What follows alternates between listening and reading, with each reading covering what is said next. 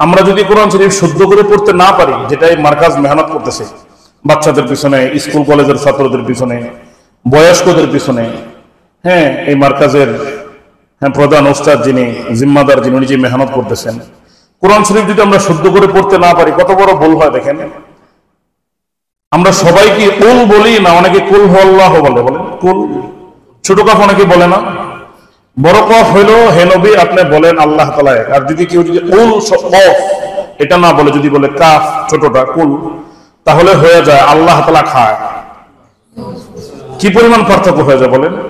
এজন্য কোরআন শরীফ শিখার দরকার আছে না নাই? আপনি যদি চোখ দিয়ে 1 কোটি কালার দেখেন, এই চোখের ভিতরে 1 কোটি রাস্তা, মানে এটা ক্যামেরার লেন্স না কি জানি বলে সামনে যে থাকে, এরকম 1 কোটি ক্যামেরার লেন্স চোখে ফিট করা আছে। সর্বনিম্ন ডাক্তাররা বলে 26 কোটি ক্যামেরার লেন্স চোখের সামনে ফিট করা আছে। এই চোখের ভিতরে আল্লাহ তাআলা এত শক্তি, এত কিছু দিয়েছে। আকাশ পর্যন্ত একদম অনেক দূর পর্যন্ত দেখা যাচ্ছে। এই চোখ, এটা কার নিয়ামত? খুদার কসম, আপনি তাহাজ্জুদে, জিকিরে, আমলে ততদিন পর্যন্ত স্বাদই পাবেন না যতদিন পর্যন্ত আপনি চোখকে হেফাজত না করবেন। এই জবান থেকে যখন চোখের নজর হেফাজত না করলে খুদার কসম চোখে পানি আসবে না, দিলের ভিতরে শান্তি আসবে না। চোখের নজর হেফাজত, নামাজওয়ালা জিকির, বিবিকে পর্দা করানোওয়ালা জিকির, হালাল রিজিক খাওয়ার জিকির। 40 দিন উনি তাহাজ্জুদ নামাজ পড়ে আদায় করতে বলতেন।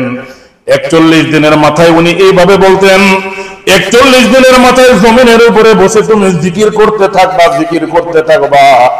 41 দিনের মাথায় তুমি দেখো জমিন থেকে আস্তে আস্তে উপরের দিকে ওঠো, জমিন থেকে আস্তে আস্তে উপরের দিকে ওঠো। জীবনের প্রথম যেই দিন ওনাকে উজানির ময়দানে গিয়ে দেখছিলাম, আত্তাহিয়াতুর শুরুতে উজানির স্টেজে তো উনি বয়ান করতেছে, সব সময় একটা শের বলতেন, একটা কবিতা পাঠ করতেন। সেই কবিতাটা ছিল এরকম, মজমাতে বসে তো উনি 4-5 মিনিটের বেশি আলোচনা উনি করতে পারতেন না। পাগলগুলি ওনাকে উঠাইয়া দিত।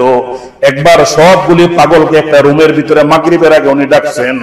ডাইকা হযরতকে দেখছি লাফ দিয়ে রুম থেকে বের হয়ে গেছে, বলছে সবচাইতে বড় তালাটা মারো, এরা আলোচনা করতেও দেয় না, শুনতেও দেয় না। আল্লাহু আকবার। হযরত তো শুধু মাগরিবের নামাজের পরে শুধু স্টেজে আসতেন,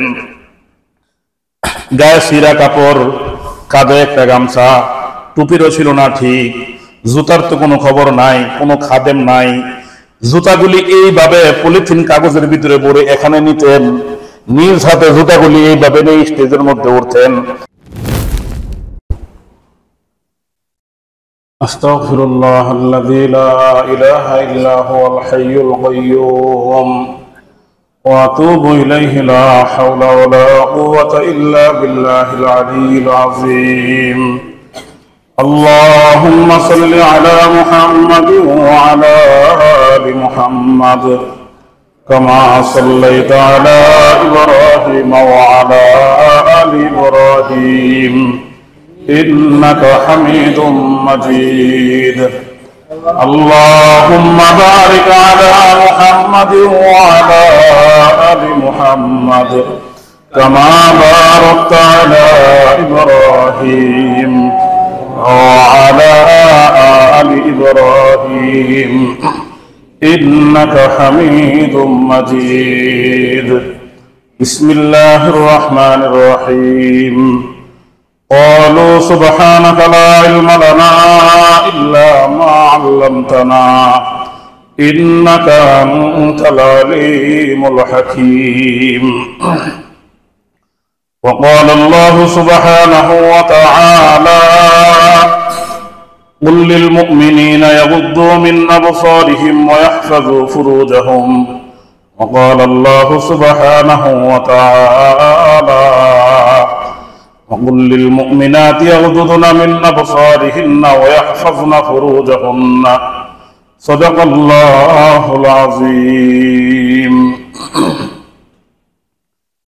আলহামদুলিল্লাহ, আল্লাহ তাআলার দরবারে আমরা শুকরিয়া আদায় করি যে আল্লাহ তাআলা বিশেষ রহমত আমাদের উপর, আল্লাহ তাআলার দয়া, আল্লাহ তাআলার মায়া, আল্লাহ তাআলার ফজল, আল্লাহ তাআলার করম, আল্লাহ তাআলা চেয়েছেন বিদায় আমরা দ্বীনের এক উঁচা মজলিস, যেটা আমরা ইসলাহি মজলিস নামে আমরা পরিচিত, যে মজলিসে বসার দ্বারা পরিবর্তন হয়, মানুষের দিল পরিবর্তন হয়, মানুষ সংশোধন হয়, এই মজলিসকে ইসলাহি মজলিস বলা হয়।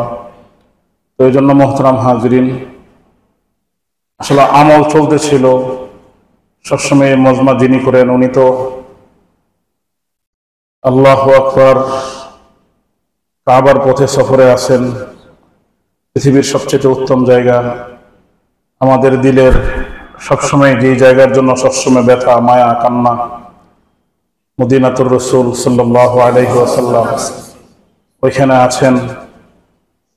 তো ওনার অনুপস্থিতিতে আপনারা মজমাকে চালায় নিচ্ছেন, এটা অনেক বড় শুকরিয়া। আপনারা যারা আসছেন, ইসলামের কাজ, দ্বীনের কাজ পৃথিবীতে কখনো কারোর জন্য থেমে থাকে না। সাহাবায়ে কেরাম রাদিয়াল্লাহু তাআলা আনহু অবাক হয়ে গিয়েছিলেন, কিছু সাহাবী হুজুর সাল্লাল্লাহু আলাইহি সাল্লাম দুনিয়া থেকে চলে গেলে কিভাবে ইসলামের কাজ চলবে। উনি চলে গেছেন, কিন্তু উনি দুইটা জিনিসকে রেখে গেছেন, এক হলো কোরআন শরীফ আর হলো হুজুর সাল্লাল্লাহু আলাইহি সাল্লামের সুন্নাত। এই দুইটাকে পৃথিবীর যে কোনো প্রান্ত থেকে যে আঁকড়িয়ে ধরবে, আল্লাহ তাআলা তার দ্বারা দ্বীনের কাজকে নেবেন। তো এই জন্য উনি না থাকার পরও আপনারা যারা আসছেন মজমার আমল পুরা করার জন্য, এটা হলো আল্লাহ তাআলার আরেকটা বিশেষ রহমত, যে আমি কারোর দিকে না থাকায় আমি শুধু আমলের জন্য আসি, আমলের জন্যই আসছি। আমলের জন্য যায় আসে যেখানে, এখানে দুইটা বিষয়। উজানির হযরত মুবারক করিম সাহেব হুজুর রাহমাতুল্লাহি আলাইহি বলতেন, কোন মজমাতে বসে, বর্তমানে যারা আছেন ওনারাও বলেন, এইভাবে প্রশ্ন করেন, আমরা আসছি না আমাদেরকে কেউ নিয়ে আসছে? আপনাদের কি মনে হয়, আমরা আসছি না আল্লাহ পাক নিয়ে আসছেন? আল্লাহ পাক যেখানে নিয়ে আসেন, সেখানে কোনো মনের চাহিদা মতো কথা হোক বা না হোক, দিলের ভিতরে যদি থাকে আমি হেদায়েত পাওয়ার জন্য আসছি, জবান থেকে কথা বের না হলেও আল্লাহ তাআলার ইলম থেকে তার দিলের ভিতরে আল্লাহ তাআলা ইলম দিয়ে দেবে। তো এই জন্য সংক্ষিপ্ত আলোচনা, সূরা নূরের 30 নম্বর আয়াতের কিছু অংশ তেলাওয়াত করা হয়েছে, আর 31 নম্বর আয়াতের প্রথম অংশ তেলাওয়াত করা হয়েছে। অনেক হাফেজ সাহেবরা এখানে আছেন, বা 18 নম্বর পারা যাদের মুখস্থ, অনেকে এখানে আছেন। আমি যখন তেলাওয়াত করতেছিলাম কয়েকজন আবার পড়তেছিল। আয়াতটা হলো কুল লিল মুমিনিনা ইয়াগুদ্দু মিন আবসারিহিম ওয়া ইয়াহফাযু ফুরুজাহুম, এটা হলো 30 নম্বর আয়াতের প্রথম অংশ। 31 নম্বর আয়াতের প্রথম অংশ একই রকম, ওয়াকুল লিল মুমিনাতি ইয়াগুদ্দুনা মিন আবসারিহিন্না ওয়া ইয়াহফাযনা, এই পর্যন্ত। প্রথম যে আয়াত তেলাওয়াত করা হয়েছে, এই আয়াতের মধ্যে আল্লাহ তাআলা বলেন, হে ঈমানদার পুরুষগণ, মুমিন পুরুষগণ। আয়াতের শুরুতে কি আছে?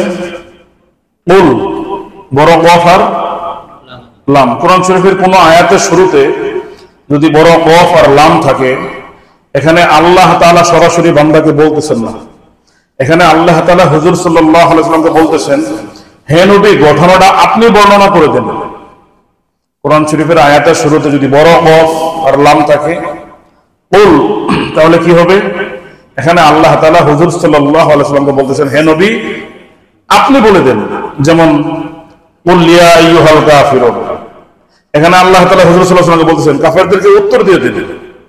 এরপরে কি কুল হুয়াল্লাহু, রাষ্ট্রীয়ভাবে মূর্তি পূজকের দলেরা, ইহুদি নাসারাদের দলের প্রধানরা, খ্রিস্টানদের দলের প্রধান, পুরা পৃথিবী থেকে হাজার হাজার লোক মদিনাতে আসছিলেন। আয়েশা হুজুর সাল্লাল্লাহু আলাইহি ওয়াসাল্লাম একটা প্রশ্ন করেছিলেন, যারা মূর্তি পূজা করে তারা 33 কোটি দেবতাকে মানে, আর ইহুদিরা কোরআন কারীমের মধ্যে আসছে উযাইর ইবনুল্লাহ, দুইজনকে আল্লাহ তাআলা মানেন, আর খ্রিস্টানেরা 3 জনকে আল্লাহ তাআলা মানেন। এই কথা তিনটা কোরআন শরীফের মধ্যে আসছে। খ্রিস্টানেরা আল্লাহ তাআলাকে আল্লাহ মানেন, নাউযুবিল্লাহ। ঈসা আলাইহিস সালামকে আল্লাহ তাআলার ছেলে মনে করেন, সন্তান মনে করেন, নাউযুবিল্লাহ। মরিয়ম আলাইহিস সালামকে আল্লাহ তাআলার বিবি মনে করেন। কিন্তু কুল হুয়াল্লাহু আহাদ, আহাদ মানে কি? আল্লাহ তাআলা এক। যারা দ্বিত্ববাদী তারা হুজুর সাল্লাল্লাহু আলাইহি ওয়াসাল্লামকে প্রশ্ন করেছিল, ইহুদিরা। আর তৃতীয়বাদী হলো খ্রিস্টানেরা। আয়াতের মধ্যে আসছে যে তারা তিনজনকে আল্লাহ তাআলা আল্লাহ মানেন। ইহুদিরা আল্লাহ তাআলাকে আল্লাহ মানে, উযাইর আলাইহিস সালামকে আল্লাহ মানে। এই ঘটনাটা কোরআন পাকের মধ্যে আসছে। আর খ্রিস্টানেরা আল্লাহ তাআলাকে, মরিয়ম আলাইহিস সালামকে, ঈসা আলাইহিস সালামকে, তিনজনকে। আর মূর্তি পূজকরা অগণিত। তাহলে দ্বিতীয়বাদী, তৃতীয়বাদী আর মূর্তি পূজকরা হলো বহুবাদী। বিষয়টা বুঝাইতে পারছি? রাষ্ট্রীয়ভাবে পরিষ্কারভাবে হুজুর সাল্লাল্লাহু আলাইহি ওয়াসাল্লামকে প্রশ্ন করেছিলেন মদিনাতে এসে, আপনিও আল্লাহ তাআলার দাওয়াত দেন, আমরাও তো আল্লাহ তাআলার দাওয়াত দেন, আমরাও তো আল্লাহ তাআলাকে বিশ্বাস করি, আপনি মাঝখানে এসে কোন আল্লাহ তাআলার দাওয়াত দেন? তখনই আল্লাহ তাআলা বলেছেন, আপনি বলে দেন কুল হুয়াল্লাহু আহাদ, আমি এক আল্লাহ তাআলার দাওয়াত দিই। কয় আল্লাহ তাআলার? লম্বা চড়া ঘটনা আলোচনা যেটা ছিল, কুল যে শব্দের শুরুতে আছে এখানে আল্লাহ তাআলা কি সরাসরি বলতেছেন না হুজুর সাল্লাল্লাহু আলাইহি ওয়াসাল্লামকে বলতেছেন? আমার এতক্ষণের আলোচনা দ্বারা আপনারা বুঝতে পারছেন তো আমি কি বোঝাতে যাচ্ছি। এরপরে কুল আউযু বিরাব্বিল ফালাক, কুল আউযু বিরাব্বিন নাস, যেখানেই শুরুতে কুল কোরআন শরীফের মধ্যে। আমরা যদি কোরআন শরীফ শুদ্ধ করে পড়তে না পারি, যেটাই মার্কাজ মেহনত করতেছে বাচ্চাদের পিছনে, স্কুল কলেজের ছাত্রদের পিছনে, বয়স্কদের পিছনে, হ্যাঁ, এই মার্কাজের প্রধান ওস্তাদ যিনি, জিম্মাদার যিনি, উনি যে মেহনত করতেছেন, কোরআন শরীফ যদি আমরা শুদ্ধ করে পড়তে না পারি কত বড় ভুল হয় দেখেন। আমরা সবাই কি কুল বলি না? অনেকে কুল হুয়াল্লাহু বলে, বলেন কুল। ছোট কাফ অনেকে বলে না, বড় কাফ হইলো হে নবী আপনি বলেন আল্লাহ তাআলা এক। আর যদি কেউ যদি কুল কফ এটা না বলে, যদি বলে কাফ ছোটটা কুল, তাহলে হয়ে যায় আল্লাহ তাআলা খায়। কি পরিমাণ পার্থক্য হয়ে যায় বলেন? এজন্য কোরআন শরীফ শিখার দরকার আছে না নাই? যে পরিমাণ কোরআন শরীফ শুদ্ধ করে শিখার নফল না ফরজ? নিয়ত আছে না ইনশাআল্লাহ? 19টা কারণে নামাজ ভেঙে যায়। কয়টা কারণে? তার মধ্যে 1 নাম্বার কারণ নামাজে অশুদ্ধ পড়া। এখন বড় হুজুর আমার তো অশুদ্ধ, আমি নামাজ পড়ি।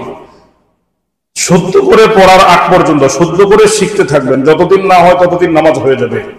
আগ্রহ করি না, শিখিও না। যেমনি আছি আল্লাহ পাকের নাম রহমান বললাম, এটা একটা দোকান। কিছু কিছু কথা আছে, ইসলাম মানে শান্তি, অনেক সময় বলে না ইসলাম মানে কি? মিথ্যা কথা এটা। ইসলাম মানে আবার শান্তি হয় কিভাবে? বলে মুসলমান মানে শান্তি। কোরআন শরীফের মধ্যে আসছে মুসলিম। মুসলিম থেকে মুসলমান ফার্সি শব্দ, আমাদের আঞ্চলিক ভাষা বাংলা শব্দ হয়ে গেছে মুসলমান। এটা শব্দের অর্থ শান্তি না, এটা শব্দের অর্থ হলো আত্মসমর্পণ করা। আমি আজকে থেকে কোনোদিন আমার মন মতো চলবো না, কোরআন যেটা বলছে ওইভাবে চলবো।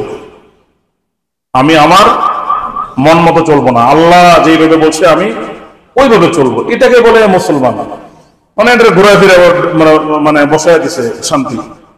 এজন্য নামাজের মধ্যে নামাজ ভেঙে যাওয়ার প্রথম কারণটা কি? নামাজে অশুদ্ধ পড়া। এইগুলি ওই দিক থেকে, এই সমস্ত কথার পিছনে রহস্য আছে। আল্লাহ রহমান, নিঃসন্দেহে রহমান, যে আল্লাহ রহমান মাফ করে দিবে। হুজুর পড়তে থাকি, চলতে থাকি, এটা দোকা, এটা আপনাকে দূরে সরাই দিছে। এটা মাসলা হলো আপনার শিখার আগ পর্যন্ত নামাজ হয়ে যাবে, চেষ্টা থাকতে হবে। শিখেও না, চেষ্টাও করি না, বছরের পর বছর অশুদ্ধ পড়তেছি, নামাজ হবে না। আরো মুফতি সাহেবদের কাছ থেকে আরো ভালো করে মাসলা জেনে নেবেন। 19টা কারণে নামাজ ভেঙে যায়। প্রথম হলো নামাজ অশুদ্ধ পড়া। এজন্য শুদ্ধ করে তেলাওয়াত শিখবো তো ইনশাআল্লাহ। কারণ এটা ইসলাহি মজলিসের আলোচনা। ইসলাম মানে এখান থেকে আমাকে পরিপূর্ণ শিখতে হবে। এটা মাঠের ওয়াজ মাহফিল, একটা আলোচনা হইলো, গরম বক্তব্য হইলো, সবাই জুড়ে ঠিক বললেন, বিষয়টা এরকম না। এটা হলো ইসলাম, পরিবর্তন হতে হবে এই মুহূর্ত থেকে। এজন্য এই মুহূর্ত থেকে নিয়ত করি আমরা কোরআন শরীফ শুদ্ধ করে শিখবো ইনশাআল্লাহ। শিখবো না ইনশাআল্লাহ? তো আমিও যে আয়াত তেলাওয়াত করেছি, আয়াতের শুরুতে কুল, বড় কফ আর লাম। এটা এত লজ্জাজনক একটা কথা এই আয়াতের মধ্যে, খুবই লজ্জাজনক। যে কথাটা স্বাভাবিক সন্তান বাবার সামনে বলতে পারে না, বাবা সন্তানের সামনে বলতে পারে না, খুবই লজ্জাজনক বিষয়। এত লজ্জাজনক বিষয় আল্লাহ তাআলা বান্দাকে সরাসরি বললে আল্লাহ তাআলা নিজেও লজ্জা পান। এই জন্য আল্লাহ তাআলা হুজুর সাল্লাল্লাহু আলাইহি ওয়াসাল্লামকে বলতেছেন যে নবী, ঘটনাটা আমার বান্দাকে আমার বলতে লজ্জা লাগে, তাই আমি আপনাকে বলতেছি। সূরা নূরের 30 আর 31 নম্বর আয়াতের প্রথম অংশ কি বলে দিবে? হে নবী, আপনি মুমিন পুরুষদেরকে বলে দেন তারা যেন শরীরের, এই আয়াতের মধ্যে দুইটা অঙ্গের কথা আসছে, তারা যেন তাদের চোখ আর লজ্জাস্থানকে হেফাজত করে। মনে থাকবে না ইনশাআল্লাহ? আল্লাহ তাআলা কাকে বলছেন এই আয়াতের মধ্যে? মুমিন পুরুষ, মুমিন পুরুষদেরকে আল্লাহ তাআলা বলেছেন তাদের চোখ আর লজ্জাস্থান যেন কি থাকে? হেফাজত থাকে। পরের যে আয়াত, ওয়াকুল্লিল মুমিনাতি ইয়াগুদুনা মিন আবসারিহিন্না ওয়া ইয়াহফাজুনা ফুরুজাহুন্না, হে নবী, আপনি মুমিন নারীদেরকে বলে দেন, ঈমানদার নারীদেরকে আপনি বলে দেন তারাও যেন তাদের চোখ আর তাদের শরীরের গোপন জায়গাকে হেফাজত করে। বুঝাইতে পারছি? এখানে এই আয়াতের ভিতরে শরীরের দুইটা অঙ্গের কথা আসছে। কয়টা অঙ্গ? চোখ আর শরীরের গোপন জায়গা, এই দুইটা জায়গার কথা স্পষ্টভাবে এই আয়াতের মধ্যে আসছে। হে নবী, এটা আমার বান্দাকে বলতে লজ্জা লাগে, তাই আপনি এটা তাদেরকে বলে দেন। চোখ আর গোপন জায়গার কথা কেন আসলো? একটা প্রশ্ন। তাফসীরের কিতাবের মধ্যে লেখা আছে,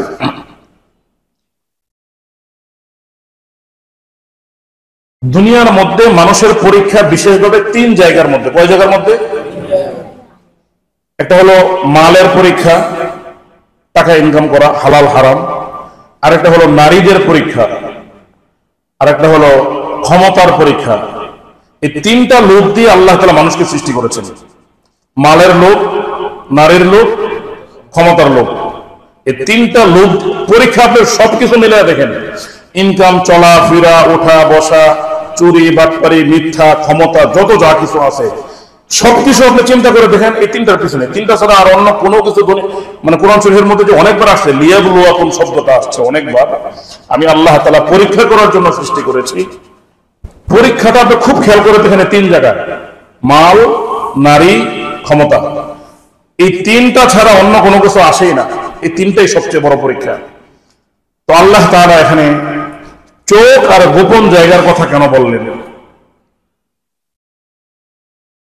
মানুষ যখন এই জমানা যে গুণাটা সবচেয়ে বেশি, যারা বাচ্চারা আস্তে আস্তে বড় হচ্ছে বা যুবক যারা আছেন, এই আধুনিক যুগে মোবাইল সম্পর্কে হযরত সবসময় বলেন, এই মজমাতে মোবাইল সম্পর্কে অনেক আলোচনা হয়, বিশেষ করে টাচ মোবাইল সম্পর্কে, চোখের গুনাহ সম্পর্কে। আয়াতের মধ্যে মূল কথা দুইটা, চোখ আর গোপন জায়গা, দুই জায়গার কথা কেন আল্লাহ তাআলা স্পষ্ট করে বলছেন?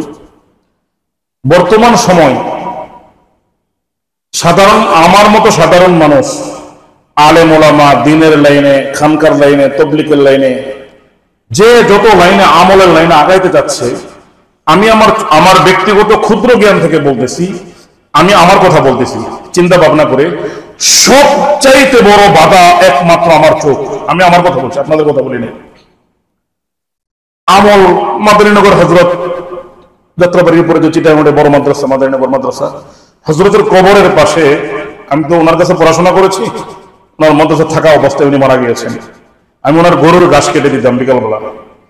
তো হযরতের কবরের পাশে একটা কথা লেখা আছে, জীবনে একটা তাকানোর দ্বারা 70 বছরের ইবাদত নষ্ট হয়ে যায়। একটা খারাপ দৃষ্টির দ্বারা কি হয়? 70 বছরের কবুল ইবাদত নষ্ট হয়ে যায়।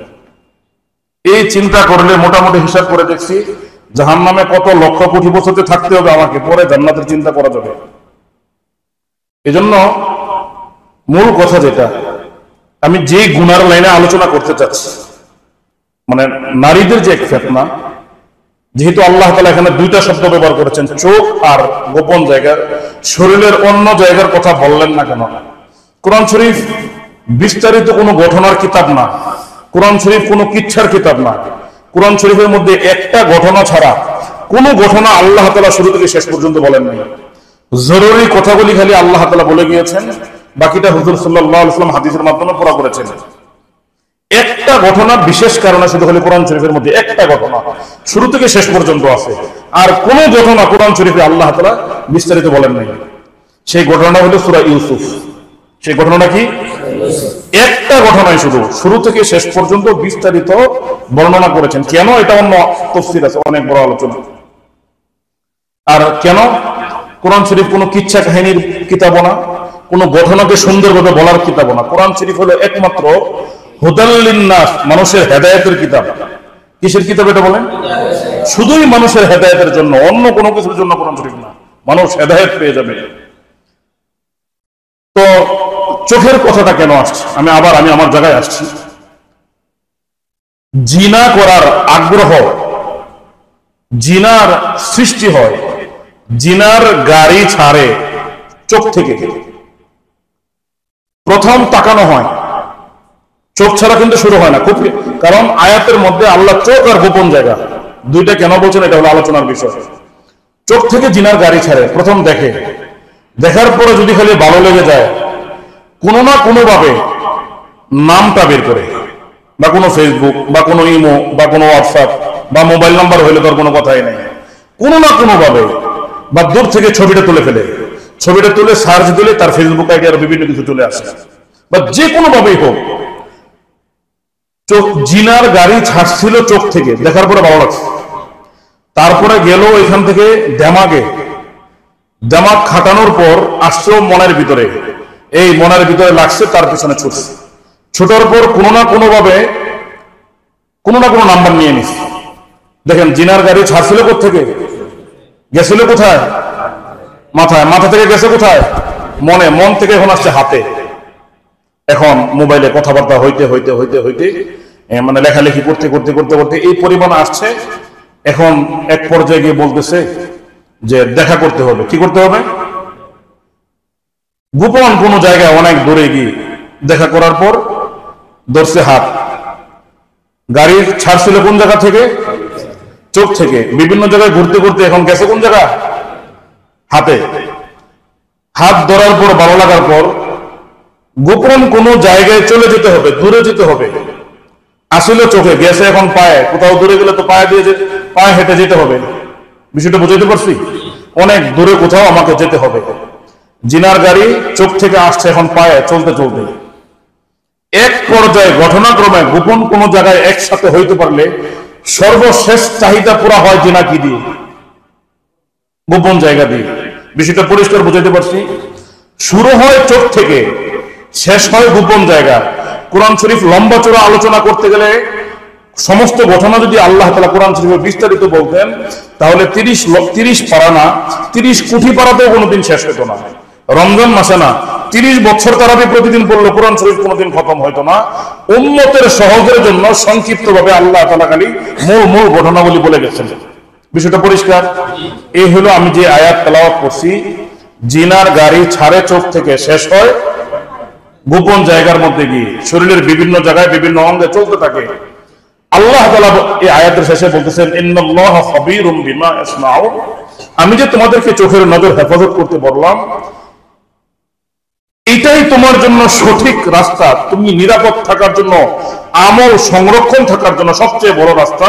মনে রেখো, ইন্নাল্লাহা খাবীর, আমি আল্লাহ তাআলা তোমার ব্যাপারে সমস্ত খবর, তোমার যত খবর আছে আমি সব রাখি। আল্লাহ তাআলা সবকিছু রাখেন। আমরা জীবনে যত যা কিছু করি সবকিছু বিশেষ কয়েকটা জায়গায় রেকর্ড হয়।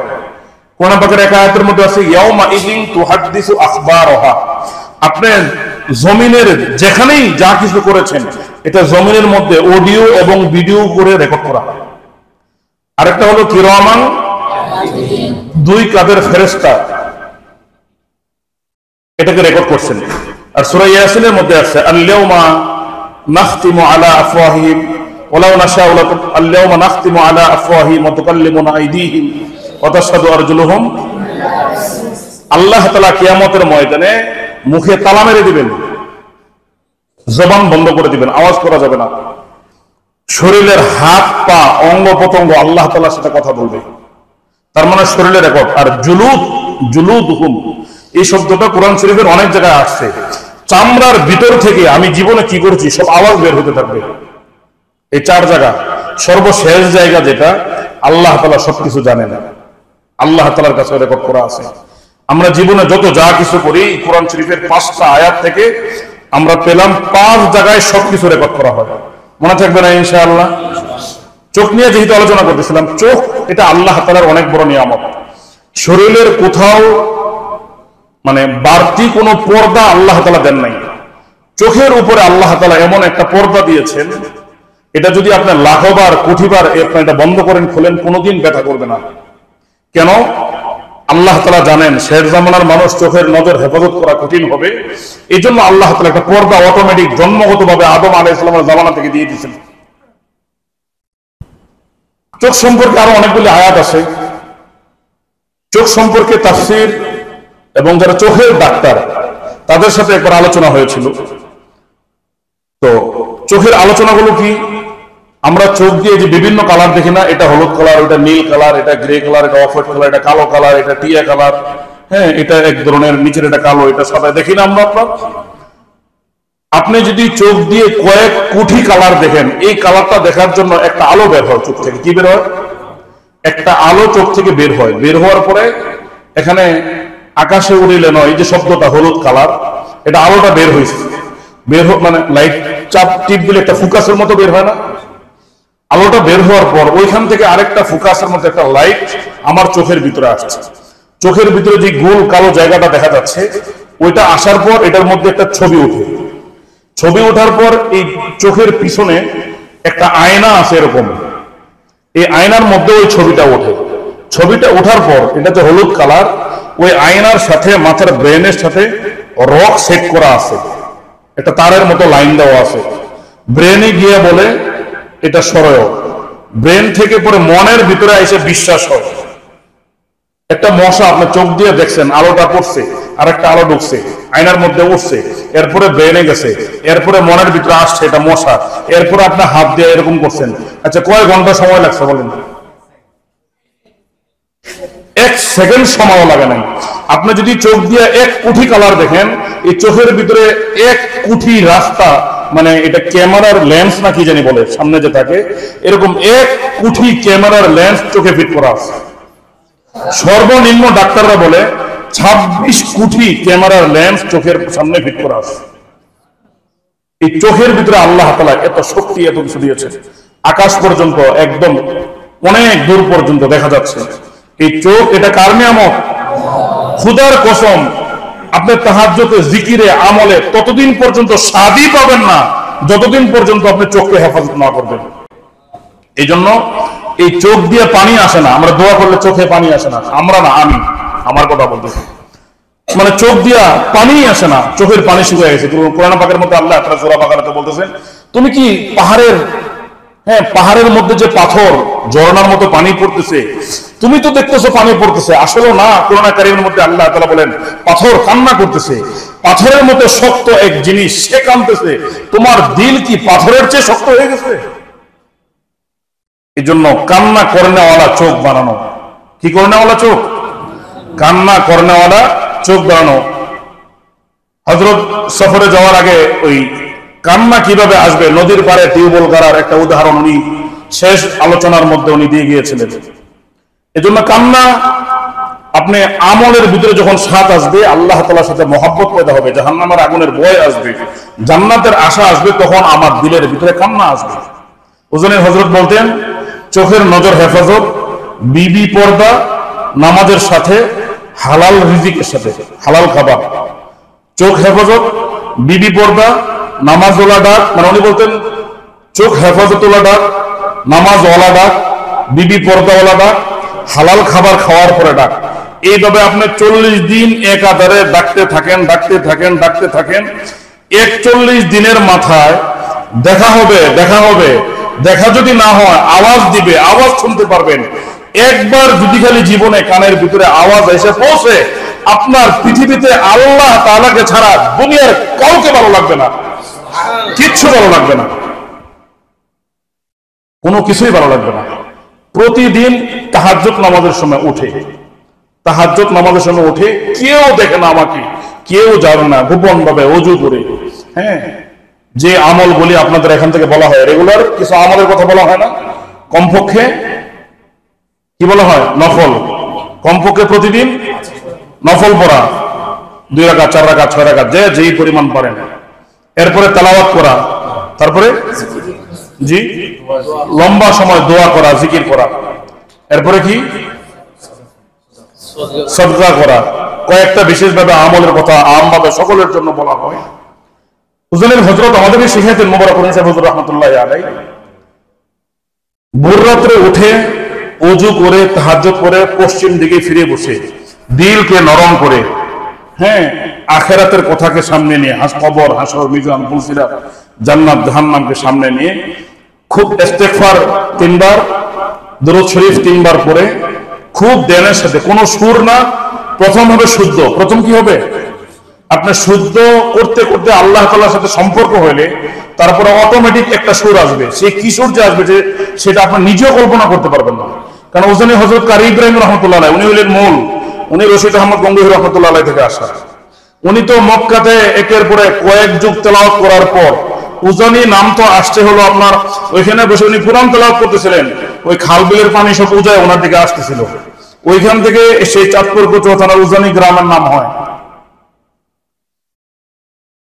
কাবা ঘরের পাশে পুরা পৃথিবীতে যে প্রতিযোগিতা আজও পর্যন্ত চালু আছে, প্রতিযোগিতা হাফেজদের, উনি হয়েছিলেন সেই যুগে, প্রায় আজ থেকে মনে হয় 100 বছরের কিছু কম বেশি হবে, সেই যুগে উনি 1 নাম্বার হয়েছিলেন। ওই যুগে তিনি 1 নাম্বার হয়েছিলেন। এক সুর, যেটা আরবরা বলছে, এই সুর পৃথিবীতে কোথাও আমরা জীবনে শুনি নাই। কার কাছ থেকে শিখছেন আপনি? বলল এই সুর তো হইলো ওই ভোর রাত্রে তাহাজ্জুদ নামাজের মধ্যে যে কারি ইব্রাহিম রাহমাতুল্লাহ আলাইহি তেলাওয়াত করতেন, এক সাদা মাখা সুর।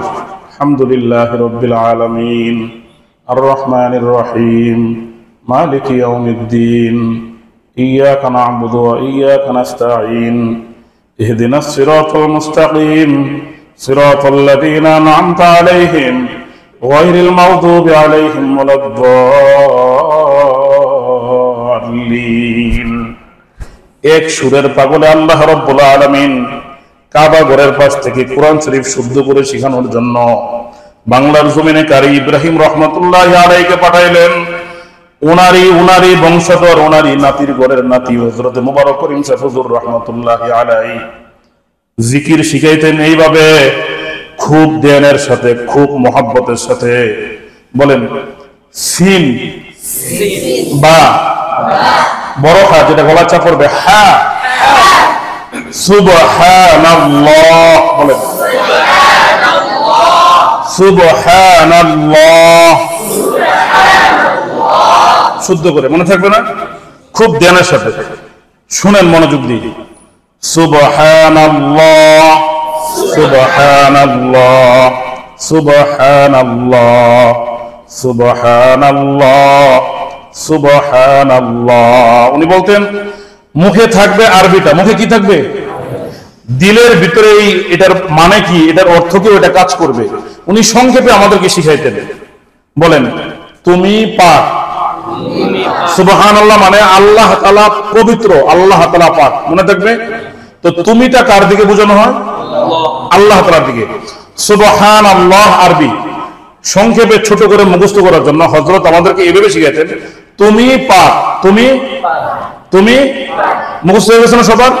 বলেন সুবহানাল্লাহ সুবহানাল্লাহ সুবহানাল্লাহ। হযরতের এক হালতে বলতেন, উনি তো পুরো জিন্দেগিটা ছিলেন হালতের মধ্যে, সারা জীবন আত্তাহিয়াতুস সুরাতে বসে থাকতেন। ওনাকে আসাম ধরে বসতে লোকজন খুবই কমই দেখতো। উনি জমিনের মধ্যে ওই কোদাল দিয়ে, কাঁচি দিয়ে কোনো কিছু কাজ করলে উনি আত্তাহিয়াতুস সুরাতে বসে বসে কাজ করতেন। মানে সুন্নাত শরীরটাই হয়ে গেছিল, মানে সুবহানাল্লাহ, মানে শরীরটাই ছিল নবীর এক নমুনা, সাহাবায়ে কেরামের এক নমুনা। আত্তাহিয়াতুস সুরাতে বসে জমিনে কাজ করতেন। শেষ জামানায় গাড়ি অ্যাক্সিডেন্ট হয়ে যখন পায়ের মধ্যে ব্যথা পাইছে, হুইল চেয়ার, এটাই ছিল না, মানে হুইল চেয়ারের মধ্যে সবকিছু, সব সময় মানে এরকম আকাশের দিকে তাকায় থাকতেন ধ্যানের সাথে, আর কান্নাকাটি করতেন। উনি আমাদেরকে শিখাইতে হবে সুবহানাল্লাহ সুবহানাল্লাহ সুবহানাল্লাহ সুবহানাল্লাহ সুবহানাল্লাহ।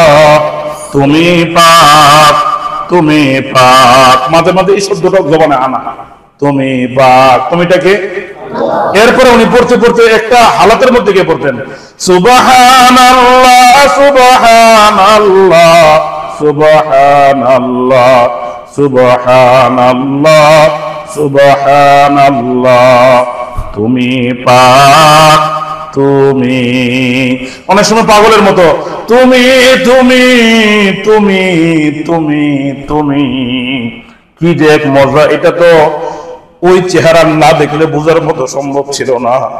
ওই চেহারা না যারা দেখেন নাই তারা তো কোনোভাবে ওই চেহারার মধ্যে তো ছিল এক আবেগ। হজ করে আসার পরে জিজ্ঞেস করতেছে মদিনা শরীফে যাওয়ার পরে হুজুর সাল্লাল্লাহু আলাইহি ওয়াসাল্লাম কে সরাসরি দেখছো কিনা? কন্যা তো দেখি নাই। হাত বাড়ায় মুসাফা করছে কিনা? কয় কিনা এটাও করে নাই। হজের মজাই তো তুমি বুঝলা না, কি হজ করছো তুমি?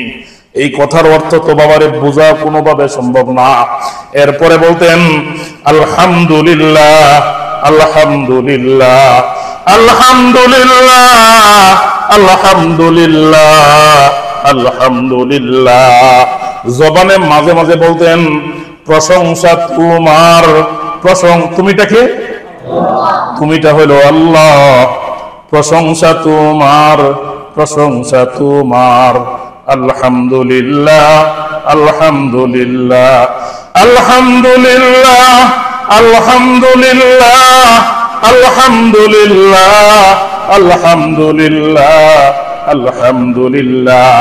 কান্না করতে করতে অনেক সময় তিনি একা একা হাসতেন, অনেক সময় তিনি একা একা হাসতেন আর বলতেন প্রশংসা তোমার, প্রশংসা তোমার, প্রশংসা তোমার। কমপক্ষে তাহাজ্জুদের সময় সুবহানাল্লাহ 100 বার, আলহামদুলিল্লাহ 100 বার মুহাব্বতের সাথে।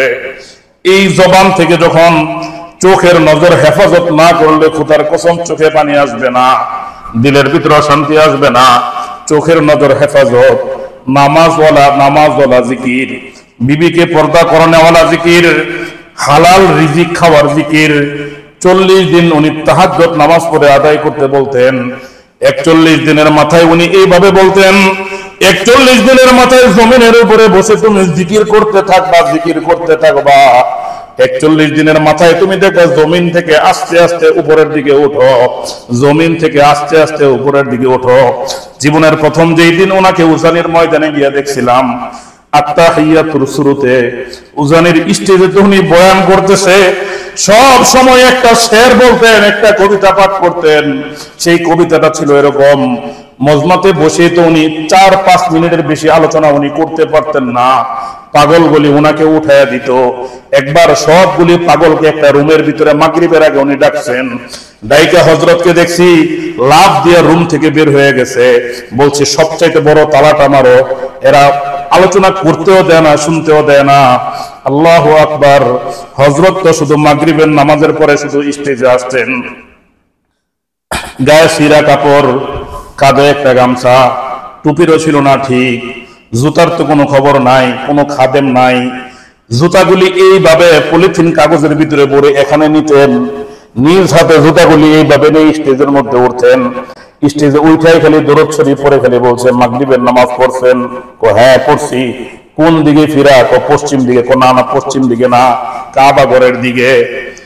কাবা ঘরের দিকে মুখ ফিরানো মানে উনি একটা কবিতা বলতেন এইভাবে, রুয়ে মারা, রুয়ে মারা সুয়ে কাবা, কাবারাবা সুয়ে মান, রুয়ে মারা সুয়ে কাবা।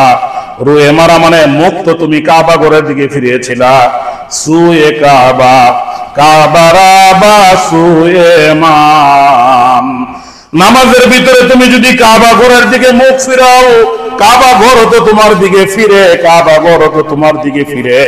চোখের মতো চোখ যদি বানাইতে পারো গুনাহ থেকে হেফাজত কইরা, নামাজের ভিতরে এই চোখ দিয়ে তুমি কাবা ঘর দেখবা। কাবা ঘর দেখতে চাইলে তুমি আর নামাজের নিয়ত বাইরে থাকবা না, তুমি চাইবা কাবা ঘর ধরার জন্য নামাজের ভিতরে। ওনার এই হালাত নামাজের ভিতরে আসতো, এটা এমনি আসে নাই, হাজারো শত শত বছরের সাধনা। পুরা জিন্দিগি ভর মুর্শিদকে মাইনা চলতেছিলেন, মেশকাত পর্যন্ত পড়েছিলেন, দাওরা হাদিস পড়েন নাই। উস্তাদ বলেছিলেন তুমি আর একটা হাদিসও পড়ো না, আর তুমি সামনের দিকে পড়ো না। তোমার দিলের ভিতরে যে এক ব্যথা, তুমি মারা যাইবা হাত ফিল হয়ে, আর পড়াশোনা করার দরকার নাই। এমন এক মদিনার আশেক ছিলেন, বয়ানের মাঝখানে হঠাৎ করে দাড়িগুলো এরকম করতেন, আর নিচের দিকে তাকায় তাকায় বলতেন, মুহাম্মাদুর রাসূলুল্লাহ, মুহাম্মাদুর রাসূলুল্লাহ। পাগলের মতো বলতে থাকতেন, বলতে থাকতেন, বলতে থাকতেন। ওনার জবানে আরেকটা ঘটনা শোনা, ভোর রাত্রে যদি আপনি 40 দিন যেই কথাগুলি পিছনে রেখে আমল করবেন, নামাজের জামাতের সাথে নামাজ, হালাল খাবার, বিবি পর্দা, 40 দিন চোখ দিয়ে একটা গুনাহ করবেন না। সেটা মোবাইলের মাধ্যমে হোক, ডিসপ্লের মাধ্যমে হোক, রাস্তার মধ্যে হোক, 40 দিন এই মুহূর্ত থেকে নিয়ত করেন, এই চোখ দিয়ে 40 দিন একটা গুনাহ করব না। এমন 7 দিনের ভিতরে পাবেন, সুবহানাল্লাহ বলার সাথে সাথে চোখ দিয়ে পানি বের হবে, আলহামদুলিল্লাহ বলার সাথে সাথে চোখ দিয়ে পানি বের হবে, আল্লাহু আকবার বলার সাথে সাথে চোখ দিয়ে বের হবে। এই ঢাকা শহরে তো বসবাস করতেন ওই যে নদীর ওই পারে হাফিজি হুজুর রহমাতুল্লাহি আলাইহি, কামরাঙ্গীর চর মাদ্রাসার গেটে ঢুকলে হাতের বাম পাশে মনে হয় জান্নাতের বাগানের ভিতরে শুয়ে আছেন। সাদা মাখা মাটি দিয়ে সমান একটা কবরস্থান, এখানে উনি শুয়ে আছেন। ওনার জিহ্বার ভিতরে সব সময় গা থাকতো, গা, জিহ্বাটা কাটা ছিল। অনেকে জানতে জিজ্ঞেস করতেন, হযরত আপনার জিহ্বাটা কাটা কেন? আল্লাহু আকবার, আল্লাহু আকবার। কেন ওনার জিহ্বা কাটা? উনি বলতেন, বাথরুমের ভিতরে যতগুলি কাজ করা নিষেধ, তার মধ্যে একটা কাজ হলো জিকির করা নিষেধ। আমি যখন বাথরুমের ভিতরে যাইতাম, আমার জিহ্বাটাকে এইভাবে বের করে দাঁত দিয়ে কামড় দিয়ে ধরে রাখতাম। দাঁত দিয়ে কামড় দিয়ে ধরে না রাখলে আমার জিহ্বাটা যতই চেষ্টা করতাম জিকির যেন না করে, আমার জিহ্বাটা সর্ব অবস্থায় লাফাইতেই থাকতো, জিকির করতেই থাকতো। তাই আমি যে বাথরুমে যাওয়ার সময় জিহ্বাটা কামড় দিয়ে ধরে রাখি, এই কামড় দিয়ে ধরে রাখতে রাখতে জিহ্বা আজকে গা হয়ে গেছে, জখম পড়ে গেছে। এই ছিল আল্লাহওয়ালাদের জিকিরের অবস্থা, এই ছিল আল্লাহওয়ালাদের জিকিরের অবস্থা। এটা ইসলাহী মজলিস, উজানির নেসবতে মজলিস। মনে থাকবে তো ইনশাআল্লাহ? কয়দিন? 40 দিন। নিয়ত করেন কতদিন? 40 দিন। 40 দিন চোখ দিয়ে একটা গুনাহ করেন না। 5 ওয়াক্ত নামাজ জামাতের সাথে পড়বেন, একদিনও মিস দিবেন না। এই আমলটা যদি করতে পারেন, এই ইসলাহী মজলিস প্রতি শুক্রবার দিন আপনার কাছে যেটা যাচ্ছে, কান্না করনেওয়ালা চোখ, জিকির করনেওয়ালা জবান, শুকুর করনেওয়ালা অন্তর, সবর করনেওয়ালা শরীর, ওই জিকিরের ভিতরে মজা আসবে।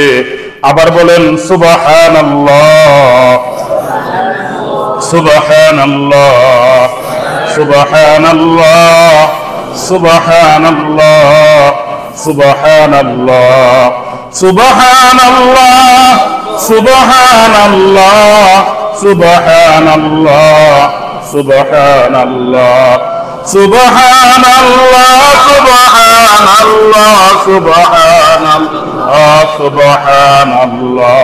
তুমি পাক, তুমি পাক, তুমি পাক, তুমি পাক। আলহামদুলিল্লাহ, আলহামদুলিল্লাহ, আলহামদুলিল্লাহ, আলহামদুলিল্লাহ, আলহামদুলিল্লাহ, আলহামদুলিল্লাহ। প্রশংসা তোমার, প্রশংসা তোমার, প্রশংসা তোমার, প্রশংসা তোমার, প্রশংসা তোমার। আল্লাহু আকবার, আল্লাহু আকবার, আল্লাহু আকবার, আল্লাহু আকবার, আল্লাহু আকবার, আল্লাহু আকবার। তুমি বড়, তুমি বড়, তুমি বড়, তুমি বড়, তুমি বড়, তুমি বড়, তুমি বড়, তুমি বড়, তুমি বড়, তুমি বড়। আল্লাহু আকবার, আল্লাহু আকবার, আল্লাহু আকবার, আল্লাহু আকবার। পড়তে পড়তে তারপরে সর্বশেষ যেটা আপনার দিলের ভিতরে বেশি ভালো লাগবে, লা ইলাহা ইল্লাল্লাহ। রশিদ আহমদ গঙ্গোহী রহমতুল্লাহি আলাইহি উজানি যেখান থেকে আসছে, আল্লাহু আকবার আল্লাহু আকবার। রশিদ আহমদ গঙ্গোহী রহমতুল্লাহি আলাইহি মাগরিবের নামাজের পরে গোল হয়ে ওনার মহাব্বতের লোকদেরকে নিয়ে উনি বসতেন জিকির করার জন্য। জিকিরের মজা হলো একসাথে এক আওয়াজে মজমা হয় শিখার জন্য, মজমা হয় শিখার জন্য, মজলিস হয় শিখার জন্য। কাজ করব গোপনে গোপনে, দুনিয়ার কেউ জানবে না আমি তাহাজ্জুদ করি, দুনিয়ার কেউ জানবে না আমি জিকির করি। গোপনে গোপনে গোপনে গোপনে, গোপনের সম্পর্কের মজা অনেক মজা, গোপনের সম্পর্কের মজার কোনো শেষ নাই। রশিদ আহমদ গঙ্গোহী রহমতুল্লাহি আলাইহি মাগরিবের নামাজের পরে সবাই একসাথে বসে লা ইলাহা ইল্লাল্লাহ সবাই জিকির করতেছেন। উনি জিকিরের তালকে নষ্ট করে দিছে। উনি একবার বলে আর বলে না, সবাই 8 বার 10 বার 20 বার পড়লে তারপরে উনি আবার বলেন লা ইলাহা ইল্লাল্লাহ। জিকিরের মজমা এলোমেলো হয়ে গেল। এক পর্যায়ে সবাই জিকির বন্ধ করে দিলেন। জিজ্ঞেস করলেন, হযরত আপনি আমাদেরকে শিখাইছেন একসাথে এক তালে এক আওয়াজে এক ধ্যানের সাথে আল্লাহ তাআলাকে ডাকা, হঠাৎ করে আমরা বলি 10 বার, আপনি দেখি বলেন না একবার। রশিদ আহমদ গঙ্গোহী রহমতুল্লাহি আলাইহি বলেন, তোমাদের সাথে শুরু করেছিলাম, আমার জিকিরের অবস্থা তো ঠিক ছিল, হঠাৎ করে একবার যখন লা ইলাহা ইল্লাল্লাহ বলি আমার মুখের ভিতরে রসের গোল্লার শিরা মিষ্টি যেরকম দিলে যেমন হয় আমার মুখের ভিতরে এরকম হয়ে যায়। এটা চেটে খাইতে খাইতে শেষ করার পর তারপরে আমি আবার বলি লা ইলাহা ইল্লাল্লাহ। এমন মজা পাইতে হলে 1040 দিন। 1000 কয় দিন? 1040 দিন। চোখ দিয়ে একটা গুনাহ করা যাবে না। হালাল রিজিক, বিবি পর্দা, 5 ওয়াক্ত নামাজ তাকবীরুল্লাহর সাথে 40 দিন করেন। কতদিন? এমন গভীর সম্পর্ক হবে, এমন গভীর সম্পর্ক হবে। হযরত পাগলের মতো বলতেন, দেখা দেও দেখা দেও দেখা দেও, দেখা যদি না দেও তাহলে একটু আওয়াজ শোনায় দাও, তোমার আওয়াজটা কত মজা। উনি বলতেন, বাবার জীবনে যদি একবার আওয়াজ শোনো দুনিয়ার আর কোনো কিছু ভালো লাগবে না। তখন দিলের ভিতরে অটোতে চলতে থাকবে আল্লাহু আল্লাহ আল্লাহু আল্লাহ আল্লাহু আল্লাহ আল্লাহু আল্লাহ আল্লাহু আল্লাহ আল্লাহু আল্লাহ আল্লাহু আল্লাহ আল্লাহু আল্লাহ আল্লাহু আল্লাহ। মনে থাকবে না ইনশাআল্লাহ? এই হলো সূরা নূরের 30 আর 31 নম্বর আয়াত। চোখের নজর হেফাজতের সাথে বাকি যে আমলগুলির কথা বলা হলো। জিলহজ মাস, সব মসজিদে জুমা সম্পর্কে আলোচনা হয়েছে। হয়তো হযরত থাকলে আজকে এই বিষয়ে আলোচনা করতেন। সংক্ষেপে শেষ 2-1 মিনিটে বলে দেই, ইব্রাহিম আলাইহিস সালামের পুরা জিন্দেগি কুরবানি হওয়ার পর আল্লাহ তাআলা একটা সিদ্ধান্ত নিয়েছিলেন, নূহ আলাইহিস সালাম জামানার বাইতুল্লাহ যে চাপা পড়ে গিয়েছিল এটাকে আবার পুনরায় সুন্দরভাবে খাড়া করবে। এই সিদ্ধান্ত আল্লাহ তাআলা কবে নিয়েছিলেন? উনার জীবনের যতগুলি কুরবানির ঘটনা আছে সমস্ত ঘটনা শেষ হওয়ার পর আল্লাহ তাআলা ওনাকে বলেছিলেন, তুমি পরীক্ষাতে পাশ করেছো। পরীক্ষাতে বলেছিল আগুনে পড়তে হবে, উনি প্রস্তুত ছিলেন, জান দিয়ে দিয়েছিলেন আগুনে পড়ে। আল্লাহ তাআলা হেফাজত করেছিলেন। বলছে মাল, আল্লাহ কাবা ঘর তৈরি করার পূর্বে আল্লাহ তাআলা সিদ্ধান্ত নিলেন, আপনি তো খলিলুল্লাহ, আমার প্রিয় বান্দা, আমি আপনাকে দিয়ে একটা কাজ নিব। আমি যতগুলি পরীক্ষা করেছি আপনার পাস। 1 নম্বর পরীক্ষা ছিল জানের পরীক্ষা, আগুনে ফেলানোর ঘটনা, মনে আছে না? 2 নম্বর ওই যে ফেরেশতা বৃদ্ধ লোকের চরিত্রে সমস্ত মাল, খালি আল্লাহ শব্দের আওয়াজ শুনলেই ভালো লাগে, আরেকবার শোনাও আরেকবার শোনাও, সমস্ত মাল দান করে দিয়েছিলেন। 3 নম্বর পরীক্ষা, বিবিরে তো সবারই ভালো লাগে, ওনার বিবিরে আল্লাহ তাআলা বসে জঙ্গলে ফেলা দাও, ওরা একদম জঙ্গলে ফেলা রেখে আসে, এখানেও পাস। এরপরে আবার সবচেয়ে মহাব্বতের যেটা সন্তান, বলছে তাকে জবাই করো, তাকে। এখানে উনি কি করেছেন? পাস করেছেন। যে আমল এই মাসের মূলত কথা হলো শুধু দিলের অবস্থাটা আল্লাহ তাআলা দেখতেছিলেন, মহাব্বতটা কি একটু কোনো কিছু আছে কিনা। যখন দেখছে দিলের ভিতরে সন্তানের মহাব্বত, তো আল্লাহ তাআলা ওনাকে বলছেন এই 2 দিকের মহাব্বত আমার পছন্দ না। কয় দিকের মহাব্বত পছন্দ না? 2 দিকের। কি করতে হবে? স্বপ্নের যুগে আল্লাহ তাআলা বললেন তোমার ছেলেকে জবাই করতে হবে, কুরবানি করতে হবে। দুই দিকের মহাব্বত করে আমাকে ডাক দিলে ওই ডাকের মধ্যে আমি নাই। ইয়াকুব আলাইহিস সালাম নামাজে দাঁড়াইছেন, তো নামাজের ভিতরে দাঁড়ানোর পর ছোট বাচ্চা হঠাৎ করে লাফ দিতেই পারে, ছোট ছোট বাচ্চারা পাশে শুয়ে থাকলে গ্রামের মা বোনের লাফ দিয়ে ওঠেন। ইউসুফ আলাইহিস সালাম খালি একটু নাড়াচাড়া করছেন, লাফ দিয়ে উঠছেন ঘুমের ভিতরে। তো নামাজের সিজদার দিকে তাকায় থাকলেও তো চোখের দৃষ্টি আর অন্য দিকে যায় না কতটুকু। তো সন্তান পাশে শুয়েছিল, খালি লাফ দিয়ে একটু নাড়াচাড়া করছে। তো ওনার দিলটা মানে এক সেকেন্ডকে আরো কম সময়ের যদি খালি একটু সন্তানের দিকে গেছিল, তো আল্লাহ তাআলা সিদ্ধান্ত নিয়েছে ও আমার সামনে দাঁড়ায় ওইদিকে শেষ। একদম সন্তানকে 40 বছর চোখের আড়ালে, কত বছর, অর্থাৎ মানে বাক করা মহব্বত আল্লাহ তাআলা চান না। ইব্রাহিম আলাইহিস সালামের যে ছুরিটা, এটা সম্পর্কে আমরা সকলেই জানি। উনি পাথরের ছুরিটা উনি ওই রাগ করে উনি একটু ফিক্কা দিয়ে ফেলাই দিয়েছিলেন। পাথরের উপরে পড়ার পর মিনার ময়দানে কি পরিমাণ মজবুত পাথর, যারা গেছেন ওনারা দেখছেন, ওই পাথর বাংলাদেশের মেশিন দিয়ে ভাঙা সম্ভব না। তো পাথরটা 2 টুকরা হয়ে গেছে। তাহলে দাঁড় কি পরিমাণ ছিল বলেন, মানে কি পরিমাণ তালিম হয়েছিল সন্তানকে, মা ঘরের ভিতরে কি পরিমাণ তালিম ছিল। ছেলেকে যখন বলছে, ছোট ছেলে, সে বলতেছে আব্বা আমি প্রস্তুত, আব্বা আপনি চোখে কাপড় বেঁধে নেন, আব্বা আমার হাত পাগুলি মজবুত করে বাঁধেন, আমি যদি লাড়াচাড়া করি আপনার সাথে বেয়াদবি হয়ে যা। দেখেন কিরকম তালিম আর কিরকম তরবিয়ত। একদম আল্লাহ তাআলা দেখছেন দিলের ভিতরে কোনো কিছু নাই, শরীরের শক্তি দিয়ে গলার মধ্যে পোষাচ্ছেন, শরীরের শক্তি দিয়ে। আল্লাহু আকবার। এখানে পরীক্ষাতে পাশ করার পর আল্লাহ তাআলা সিদ্ধান্ত নিলেন, সমস্ত পরীক্ষাতে আপনি পাশ করেছেন, আপনার দ্বারা অনেক বড় কাজ নিব, আমি জীবনে আপনার কাছে যা চাইছি আপনি সব দিয়েছেন। ইব্রাহিম আলাইহিস সালাম ইয়ারফাউ ইব্রাহিমুল কওয়াইদা মিনাল বাইতি ওয়া ইসমাঈল, বাবা ছেলে কাজ শেষ করার পর আল্লাহ তাআলার কাছে দোয়া করতেছে, রব্বানা তাকাব্বাল মিন্না ইন্নাকা আনতাস সামিউল আলিম, আল্লাহ আমাদের এই খেদমতটুকু কবুল করে নেন। এজন্য আমরা যারা খেদমত করি, খেদমত শেষে ইখলাস আছে কিনা, অন্য কোনো উদ্দেশ্য আছে কিনা, খুব ইস্তেগফারের পর আল্লাহর কাছে বলে আল্লাহ এই খেদমতটুকু কবুল করে নেন। এরপরে ইব্রাহিম আলাইহিস সালাম আল্লাহ তাআলা সিদ্ধান্ত নিলেন এটা গড় বানাবে। গড়টার নাম কি? বাইতুল্লাহ। গড়টার নাম কি? শেষ আলোচনা।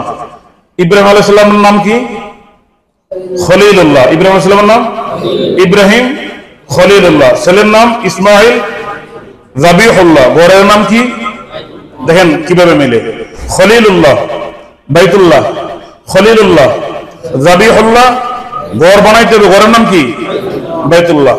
রব্বানা তাকাব্বাল মিন্না ইন্নাকা আনতাস সামিউল, দোয়া করে আল্লাহ এই ছোটটা কবুল করেন। আল্লাহ তাআলা বলে না, খালি কবুল না, আরো কিছু আছে।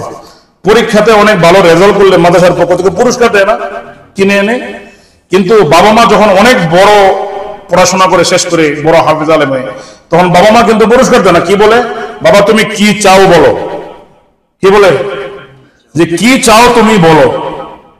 তো এক পর্যায়ে আল্লাহ তাআলা ইব্রাহিম আলাইহিস সালামকে বলে ফেলছিলেন আপনি কি চান, আপনি যা চাইবেন। সব নবীদেরকে আল্লাহ তাআলা এমন একটা করে সুযোগ দিতেন। যদি ইব্রাহিম আলাইহিস সালামকে আল্লাহ তাআলা বলছে এই মুহূর্তে আপনি যা চান আমি তাই দিব, এই মুহূর্তে আপনি, ইব্রাহিম আলাইহিস সালাম বলছে পাইছি সুযোগ। আল্লাহ তাআলার সবচেয়ে পছন্দের জিনিস আছে চায়া বসবে, রব্বানা ওয়াবাস ফীহিম। আল্লাহ গড় যে তৈরি করা হয়েছে, মার্কাজ, ইউনিভার্সিটি, এই বিশ্ববিদ্যালয় যে তৈরি করা হয়েছে, এটার একজন প্রিন্সিপাল দরকার, এটার একজন বড় হুজুর দরকার। কবুল হয়ে গেছে। তাফসীর কিতাবের মধ্যে লিখছে ইব্রাহিম আলাইহিস সালামের সাহসটা কত বড়। ইব্রাহিম আলাইহিস সালামের হুজুর সাল্লাল্লাহু আলাইহি ওয়াসাল্লামকে চেয়ে বসছেন উনি, আমার পরিবারের মধ্যে, আমার খানদানের মধ্যে আপনি শেষ জামানার পয়গম্বর, যাকে আপনি সবচেয়ে বেশি পছন্দ করেন, ওকে আমার খানদানের ভিতরে দিবেন। আল্লাহ তাআলা কবুল করে নিয়েছেন। তাহলে ইব্রাহিম, খলিলুল্লাহ, ইসমাঈল, যাবিহুল্লাহ। গড়ের নাম কি? বাইতুল্লাহ। গড়ের বড় হুজুরের নাম কি? মুহাম্মাদুর রাসূলুল্লাহ। মিলতেছে? গড়ের মালিকের নাম লা ইলাহা ইল্লাল্লাহ। এরকম চিন্তা ভাবনা করে ডাক দিলে, ডাক দেওয়ার সাথে সাথে চোখ দিয়ে পানি আসবে। এই হলো কুরবানির সংক্ষিপ্ত আলোচনা।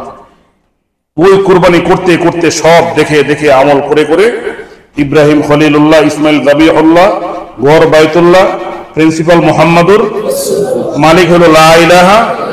এরকম এই হলো কুরবানি। সব কিছু শেষ করে দিয়ে ওই মালিকের সাথে, লা মানে নাই, আমি আমার না, আমার কাপড় আমার না, টাকা আমার না, বাড়ি আমার না, ঘর আমার নাই, ছেলে নাই, মেয়ে নাই, বউ নাই, বাচ্চা নাই, বাড়িঘর নাই, কিচ্ছু নাই, লা লা। এর মানে হলো লা, কিচ্ছু নাই। নাই নাই করতে করতে করতে করতে এক পর্যায়ে দেখবেন ইলাহা ইল্লাল্লাহ আসলে একজন দেখা হবে। আল্লাহ তাআলা আমাদেরকে বোঝার তৌফিক দেন, আমল করার তৌফিক দেন। অল্প সময়ের মধ্যে ইনশাআল্লাহ জামাত দাঁড়াবে, নামাজ পড়বো। আর কোনো আমল আছে? দোয়া আমি করবো না, আপনারা করেন না। আমি আলোচনা করছি, আলোচনা যিনি করতেছিলেন উনি দোয়া করবেন। আলোচনা আপনি করতেছিলেন না না না, দোয়া করবেন। সবাই দরুদ শরীফ পড়েন। আল্লাহ দোয়া আপনি করলেন খুশি। সবাই দরুদ শরীফ পড়েন। আল্লাহুম্মা সাল্লি আলা মুহাম্মাদ ওয়া আলা আলি মুহাম্মাদ কামা সাল্লাইতা আলা ইব্রাহিম ওয়া আলা আলি ইব্রাহিম ইন্নাকা হামিদুম মাজিদ। আল্লাহুম্মা বারিক আলা মুহাম্মাদ ওয়া আলা আলি মুহাম্মাদ কামা বারাকতা আলা ইব্রাহিম ওয়া আলা আলি ইব্রাহিম ইন্নাকা হামিদুম মাজিদ। আলহামদুলিল্লাহি রাব্বিল আলামিন। الحمد لله رب العالمين وصلى الله على رسوله الكريم ربنا آتنا في الدنيا حسنة وفي الآخرة حسنة وقنا عذاب النار ربنا تقبل منا إنك أنت السميع العليم ربنا تقبل منا إنك أنت السميع العليم وتب علينا إنك أنت التواب الرحيم يا رحمن يا الله يا غفار يا الله يا غفور يا الله يا كريم يا الله يا غفار يا الله يا الله يا الله يا الله আয় আল্লাহ কিভাবে বললে আপনি ক্ষমা করে দিবেন আমাদের জানালাই আল্লাহ, আপনি আমাদের সকলকে ক্ষমা করে দিন। আয় আল্লাহ আয় আল্লাহ মেহরবানি করে মাফ করে দিন আল্লাহ। আয় আল্লাহ মেহরবানি করে মাফ করে দিয়েন। আয় আল্লাহ মেহরবানি করে মাফ করে দিয়েন। আয় আল্লাহ মেহরবানি করে মাফ করে দিয়েন। আয় আল্লাহ মাফ না করলে হাত ছাড়বো না। আয় আল্লাহ মাফ না করলে হাত ছাড়বো না। আয় আল্লাহ হাত শেষ হওয়ার আগে আপনি আমাদেরকে মাফ করে দিন। আয় আল্লাহ এই মার্কাজকে কবুল করে নিয়েন আল্লাহ। আয় আল্লাহ নেককার বানায়া দিয়েন। আয় আল্লাহ ওলিয়া ওলিয়াদের মতো বানায়া দিয়েন গো আল্লাহ, ওলিয়া ওলিয়াদের মতো বানায়া দিয়েন। আয় আল্লাহ ছাত্র ভাইদেরকে কবুল করে নিয়েন, উস্তাদদেরকে কবুল করে নিয়েন, এই মার্কাজকে কবুল করে নিয়েন গো আল্লাহ। এই মজলিসের সবাইকে কবুল করে নিন, এই মজলিসের সবাইকে কবুল করে নিন। আয় আল্লাহ আয় আল্লাহ ছাত্র ভাইদেরকে হাফেজ হয়ে আল্লাহ কাবা ঘরের পাশে গিয়ে কোরআন তেলাওয়াত করার তৌফিক দিয়েন। কাবা ঘরের পাশে গিয়ে কাবা ঘরের পাশে কোরআন তেলাওয়াতের যে কত মজা। আয় আল্লাহ ছাত্রদেরকে হাফেজ হয়ে ওইখানে গিয়ে কোরআন তেলাওয়াত করার তৌফিক দিয়েন। আয় আল্লাহ মদিনার মসজিদে গিয়ে দেখা করার তৌফিক। আয় আল্লাহ মদিনার মসজিদে গিয়ে সালাম দেওয়ার তৌফিক দিয়ে। বেগুনা লাগজাস্তা বড় মাসাতে বাহুদুরে দিল না করদম তোয়াতে বড় দারা মদ বন্দায় বগরি খতা أبروائے خود باسیاری خطا مغفرت دارد امید از لطف تو ذاک خود فرمود لا تقنطو بحر الطاف تو بے پای ابواب نا امید از رحمت تو شیط ابواب محبت ایک عجیب شے ہے بیان کرنا ناممکن न मरता हो न जीता हो अजीब हालत हमारे न मरता हो न जीता हो अजीब हालत हमारे। आय अल्लाह माफ करे दिएन, आय अल्लाह माफ करे दिएन, आय अल्लाह माफ करे दिएन, आय अल्लाह माफ करे दिए। आय अल्लाह মাদ্রাসা কে কবুল করে নিয়েন, এই মার্কাজকে বিশাল বড় মার্কাজ হিসাবে কবুল করে নিয়েন। আয় আল্লাহ হাজার হাজার ছাত্রদের ব্যবস্থা করে দিয়েন। আয় আল্লাহ আয় আল্লাহ মার্কাজের জিম্মাদারকে কাবা ঘরের পাশ থেকে আমাদের জন্য দোয়া করার তৌফিক দিয়েন। মদিনার মসজিদে ওনাকে বসে বসে আমাদের জন্য দোয়া করার তৌফিক দিয়েন। কাবা ঘরের পাশে বসে বসে আমাদের জন্য দোয়া করার তৌফিক দিয়েন গো আল্লাহ। আয় আল্লাহ কাবা ঘরের পাশে গিয়ে দোয়া করলে, কাবা ঘরের পাশে গিয়ে দোয়া করলে যেমন লাগতো আপনারা আমাদের দোয়াকে এইভাবে কবুল করে নিন। رب ارحمهما كما ربياني صغيرا رب ارحمهما كما ربياني صغيرا سبحان ربك رب العزة عما يصفون وسلام على المرسلين والحمد لله رب العالمين آمين